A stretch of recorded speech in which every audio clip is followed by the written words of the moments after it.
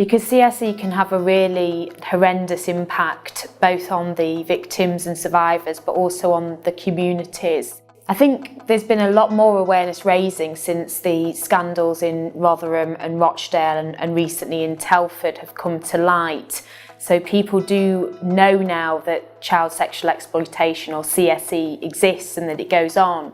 But I think there's still a lot of myths around it. A lot of parents think that's not the sort of thing that could ever happen to my child, for example. A lot of them don't really understand what it is or what the signs might be. And so raising awareness is helping parents, schools and children both understand the risks and try and help prevent CSE.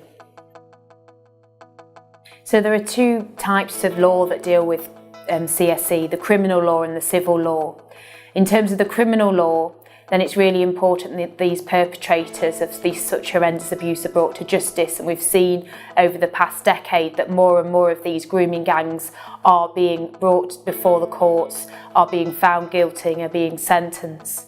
Alongside that, victims and survivors of CSE can pursue a civil claim through the civil courts, either against their abuser, but more routinely against local authorities who have let them down, who really should have known that that abuse was occurring but didn't do anything to stop or prevent it.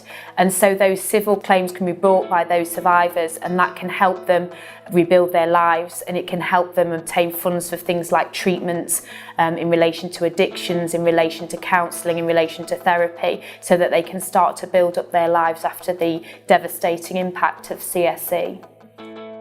We need to ensure that these sorts of grooming gangs aren't allowed to take place in our communities, aren't able to act in our communities and do the sorts of grooming and abuse of children that they have been doing. So we need to raise awareness, and we need people to feel more confident, and children to feel more confident about coming forward and saying that they're a victim of child sexual exploitation, because then we can get these people prosecuted and put in prison.